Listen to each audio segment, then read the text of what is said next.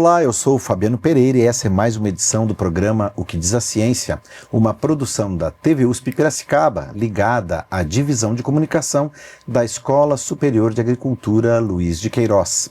Nossa proposta é falar sobre aquilo que os cientistas da Exalc têm feito, têm pesquisado no âmbito de suas atividades e de que forma isso impacta a vida da sociedade de forma direta ou indireta. E na atual série nós estamos falando sobre a participação de pesquisadores, de cientistas da Exalc USP na COP30, que foi realizada recentemente na cidade de Belém. E para fechar essa série com chave de ouro, eu tenho o prazer, o privilégio de receber aqui o cientista Edson Vidal, professor e pesquisador do Departamento de Ciências Florestais da Escola Superior de Agricultura Luiz de Queiroz, a Exalc, uma referência nacional e internacional quando o assunto é manejo sustentável de florestas. Professor Edson, obrigado por aceitar o nosso convite para fechar a nossa série. Eu que agradeço essa oportunidade de falar do que a gente está fazendo e a experiência lá na COP. E eu quero justamente começar perguntando para o senhor, enquanto cientista experimentado e que tem uma autoridade no assunto, né? Qual foi a sua leitura da COP? Por que eu pergunto? Eu justifico minha pergunta. Muitas vozes dissidentes fizeram análises muito diferentes. Algumas mais otimistas, viram com muito bons olhos os resultados, com muita esperança os encaminhamentos, outros menos otimistas viram com certo pessimismo, acharam que se avançou pouco perto da real necessidade de avanços na questão, inclusive, do combate às emergências climáticas. O cientista Edson Vidal, o que viu e o que achou dos resultados e dos encaminhamentos da COP30? Eu estive lá na segunda semana, mas eu vi todo o processo acontecendo. Acho que a gente teve muitos avanços, mas a gente teve algumas frustrações também, de algumas coisas que imaginávamos que já estava resolvido e que ia avançar, como combustíveis fósseis, que é um dos maiores causadores de emissões, e que de fato é uma briga de sobrevivência, né? Ninguém quer perder poder econômico, e isso faria isso, né? Então teve isso, mas a escolha de ser num Brasil, num Pará, onde a gente tem floresta, onde o clima é bem diferente, já é um pouco mais quente, acho que ajudou muito a esse tema entrar no cotidiano da população.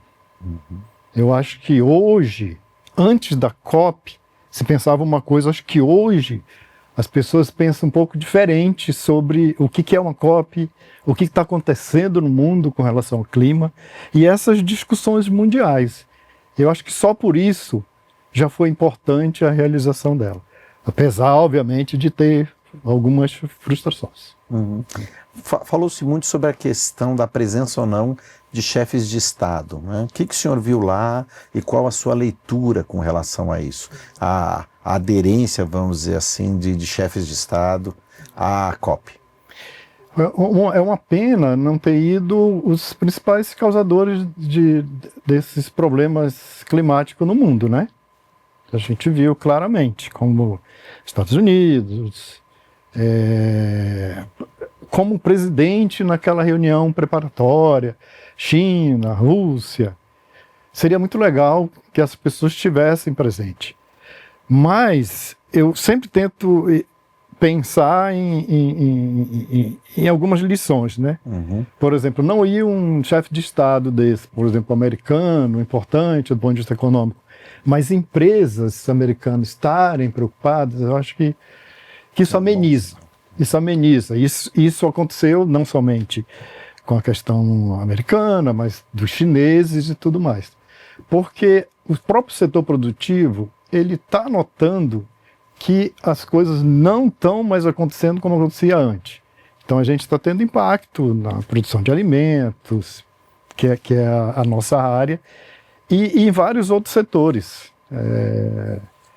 Essas questões climáticas ocasionando, por exemplo, essas ondas de calor Gente, a gente está sentindo onda de calor e isso vai se repetir todo ano. Agora a gente vai ter isso. A gente precisa se adaptar a isso.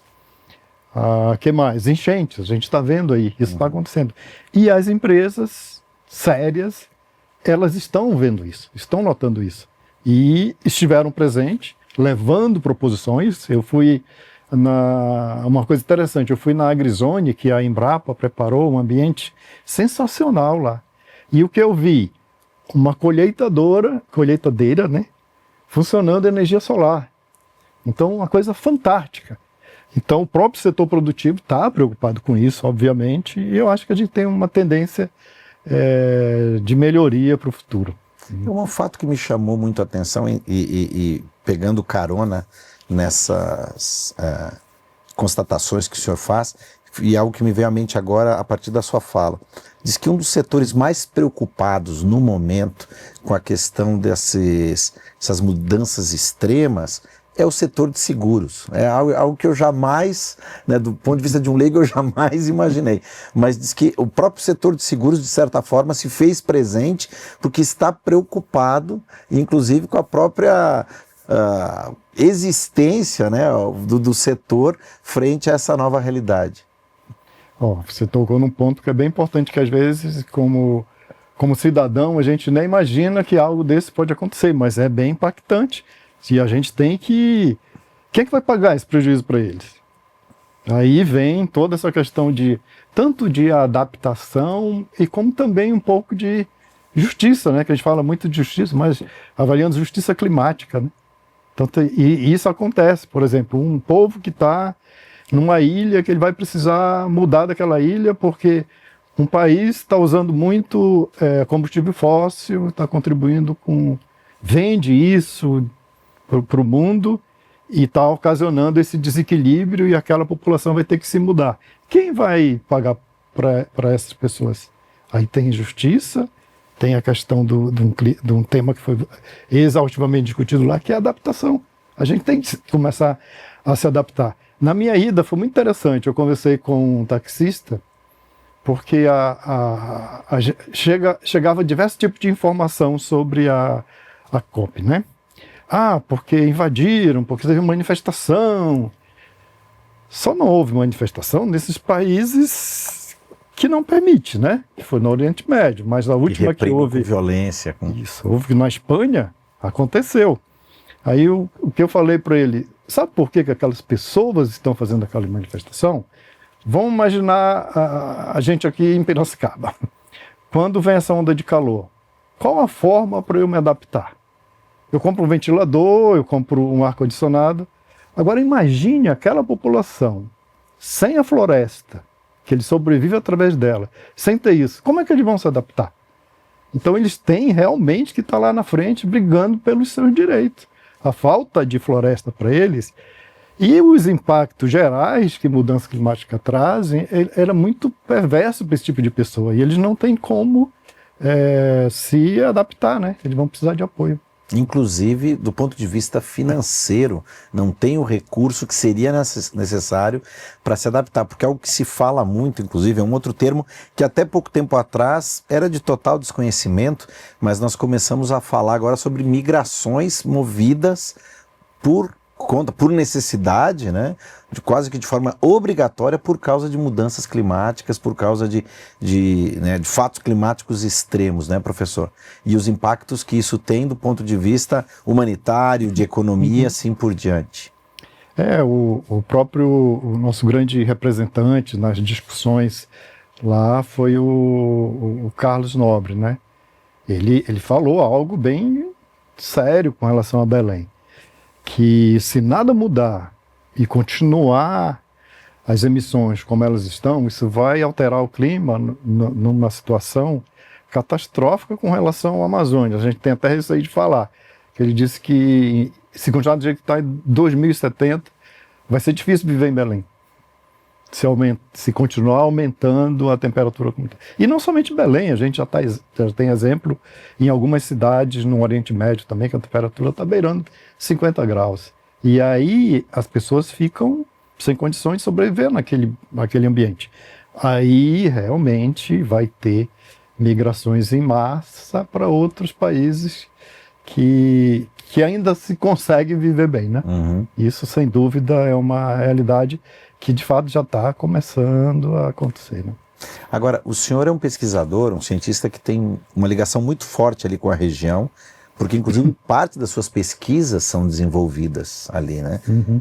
Como é que o senhor vê isso, né, mais uma vez, a partir desse ponto de vista, a realização da COP ali em Belém? Então, Fabiano, eu fiquei meio frustrado com o pouco,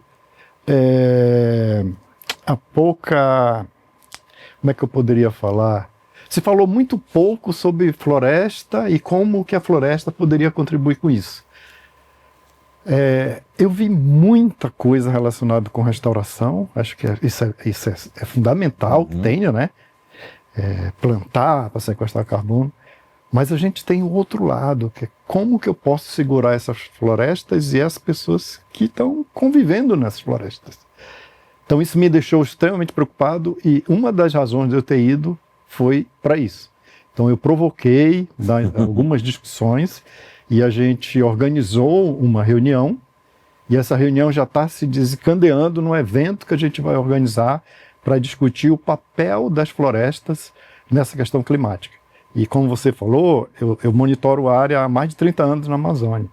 E o resultado de um trabalho que, inclusive, saiu ontem na revista, uma revista científica internacional, é que mesmo eu tirando madeira, essa minha área está recuperando mais do que 350 toneladas de biomassa por hectare. São raríssimas as áreas que conseguem esse patamar.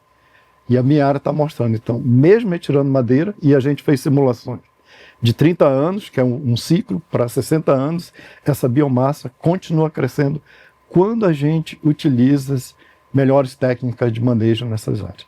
Então, eu fui especificamente para isso. Porque, inclusive, o governo brasileiro não levou essa temática. Por que essa temática é tão importante para o nosso país não foi levada?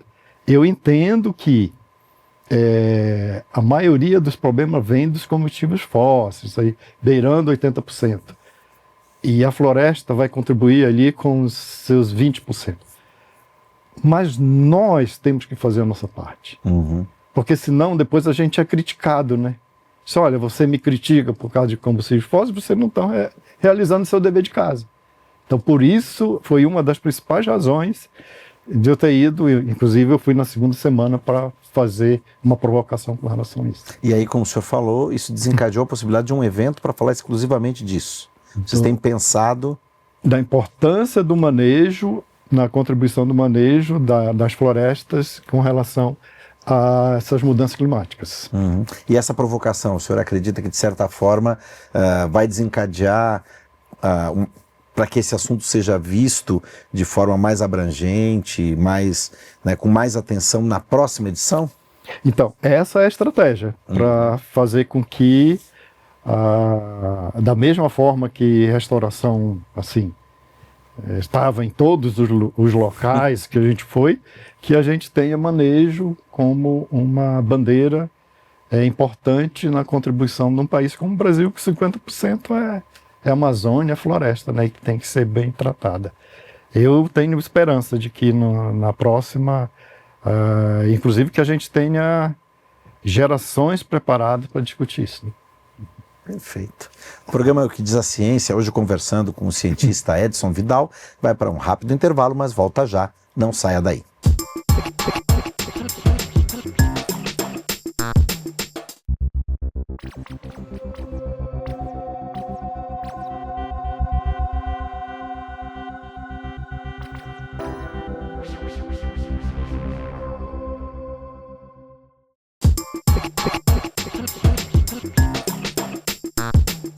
Estamos de volta com o programa O que diz a Ciência, hoje conversando com o cientista Edson Vidal, que é docente, pesquisador do Departamento de Ciências Florestais, aqui da Exalc-USP, falando da sua participação na COP30. Professor Edson, o senhor já no primeiro bloco nos falou, né? O senhor esteve ali na segunda semana, que teve ali uma programação muito mais abrangente, digamos assim, né? Muito mais diversa. O que o senhor foi apresentar lá? O senhor inclusive comentou de um artigo que acaba de ser publicado.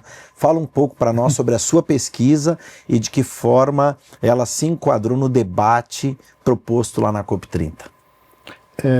Eu participei do evento em vários locais, porque essa COP, é interessante que a gente coloque isso, ela foi diferenciada de outras. Inclusive eu fui para Rio+20 como um convidado oficial. Inclusive a primeira vez que eu entrevistei o senhor na vida foi na Rio+20. Rio+20. Faz tempo, hein, professor?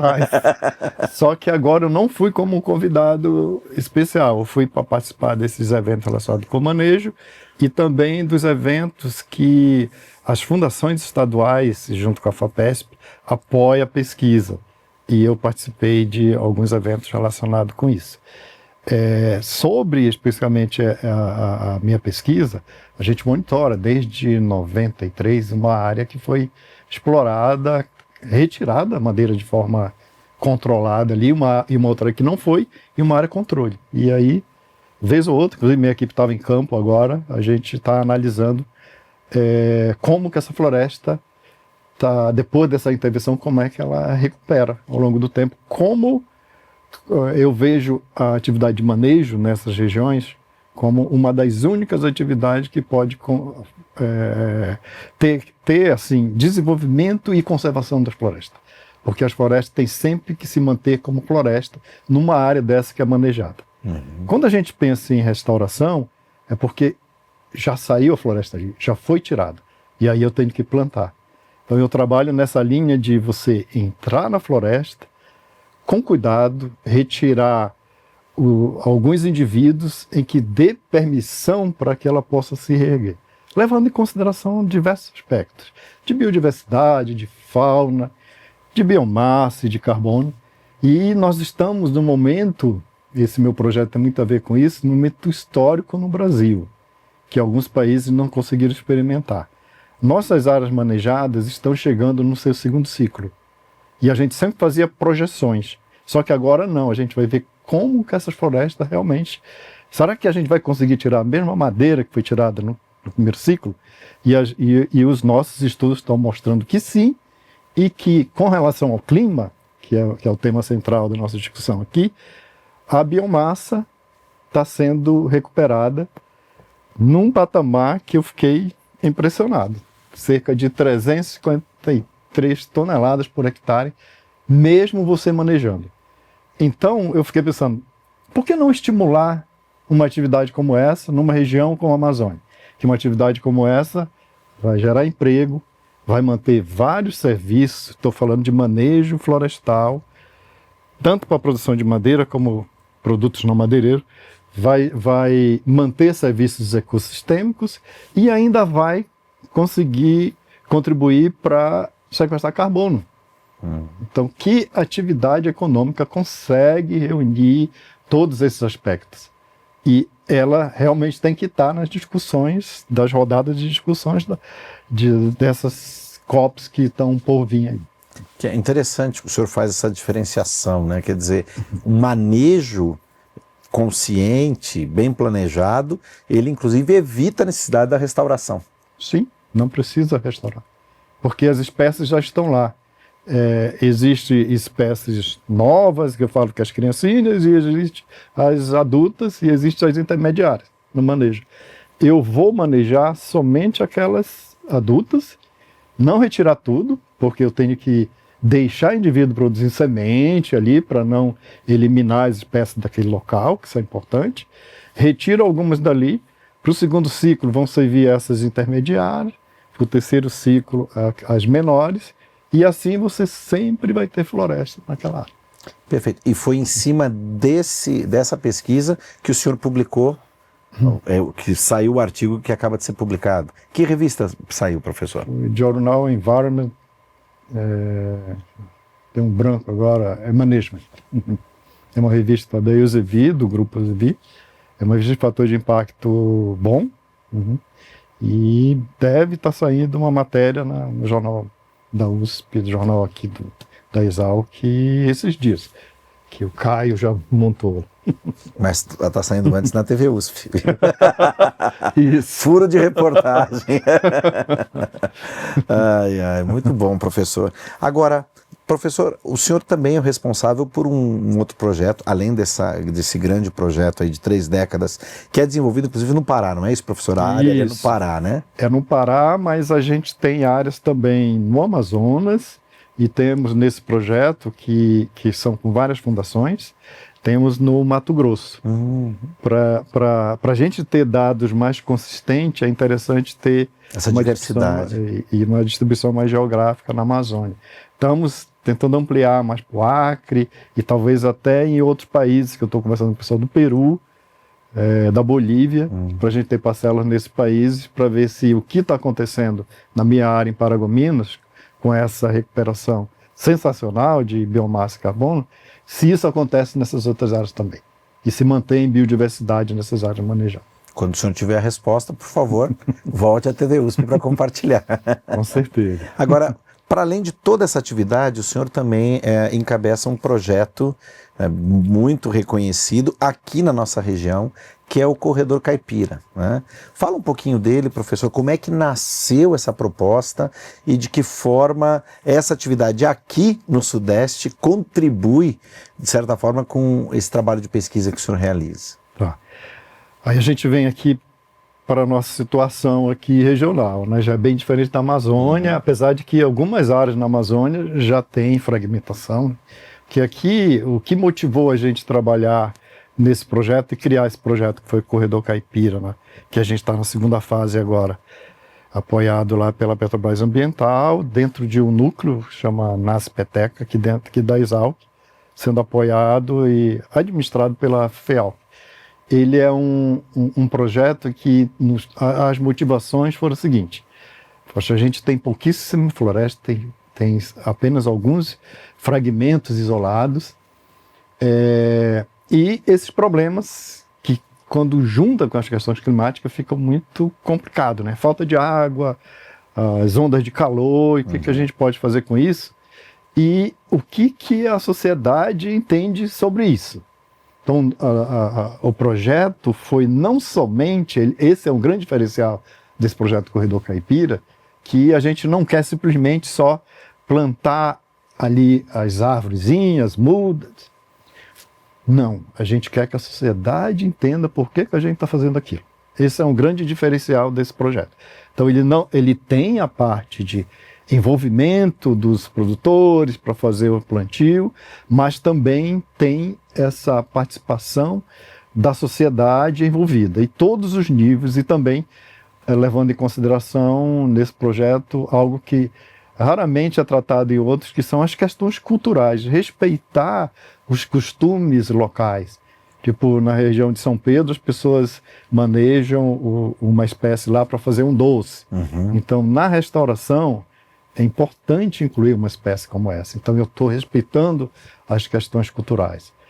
Outra questão importante, na região de São Pedro, que a gente iniciou esse projeto, a gente precisa plantar árvores para proteção para os nossos mananciais de água, para essas áreas sensíveis à produção de água. Então, outro aspecto importante que esse projeto trouxe. E agora, a gente está um terceiro aspecto, que eu diria que é super importante, que é com relação à biodiversidade. A gente tem uma espécie aqui que ela está prestes a desaparecer do planeta. E ele só existe aqui no Brasil, que são os muriquis. Aqui na região de Piracicaba e Anhembi, que faz parte do projeto. É um primata, é um macaco, né? E eles estão com poucas áreas para eles. Então a gente tem uma aluna que está trabalhando lá, está envolvido no Corredor Caipira, que é como que a gente pode melhorar a casa deles, né? Eles precisam de floresta para sobreviver, para se alimentar. Então a gente está fazendo um trabalho de tentar interligar os fragmentos de floresta que sobraram nessa região para ajudar essa espécie a sobreviver, que ela vai precisar desses ambientes. Então é uma restauração diferenciada, visando a biodiversidade. E aí a gente vai mais longe ainda. Então, como que a gente vai saber que espécie a gente tem que plantar para beneficiar uma espécie como os muriquis.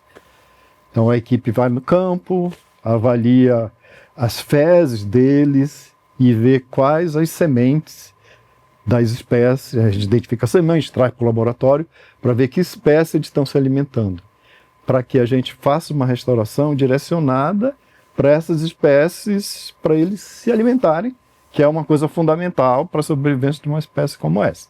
Então, falei de alguns aspectos que esse projeto aborda, né? Era um projeto que traz diversas abordagens, que eu diria que não é somente o plantio, né? Uhum. E qual a relação deles, por exemplo, com o clima? Se a gente está plantando as mudas ali, vai sequestrar carbono e provavelmente vai estar ajudando a reduzir as emissões, né?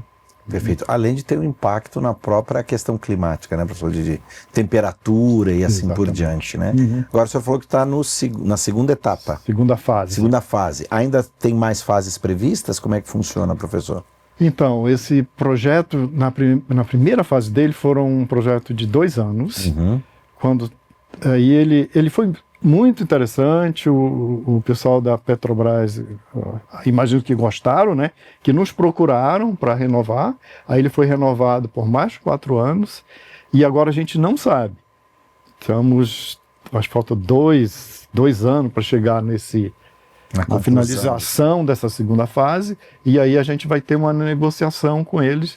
E como é projeto, a gente não pode garantir que vai ter uma continuidade.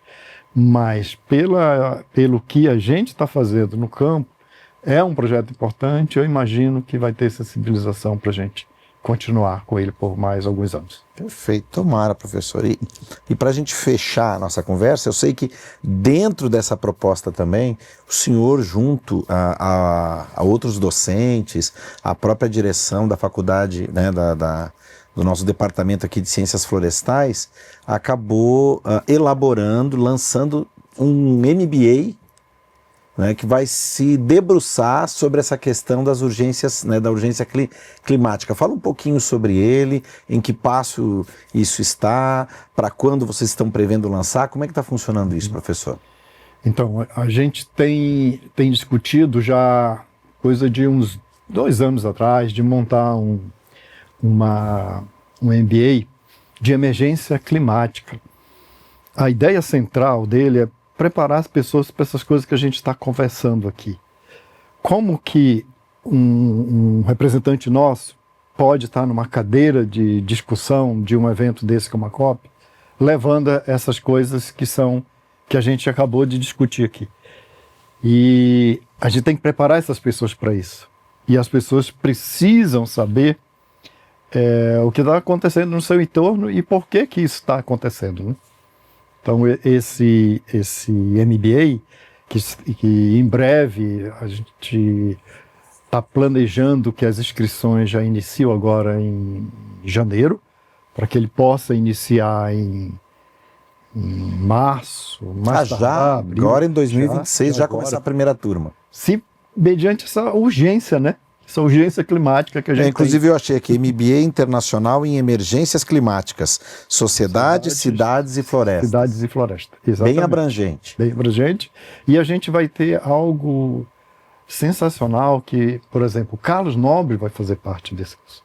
É uma das pessoas-chave na discussão, não somente do Brasil, mundial, sobre essa questão do clima. A gente vai ter o Marengo, do INPA, vão ter uma equipe renomada. Inclusive docentes internacionais, né? Docentes internacionais, a gente vai ter a professora Robin Chesdon lá dos Estados Unidos, a gente vai ter um professor do francês, Joanês, do CIRA, de alguns nomes que eu estou conseguindo lembrar aqui, mas é bem abrangente. A gente vai ter várias representações internacionais para contribuir com esse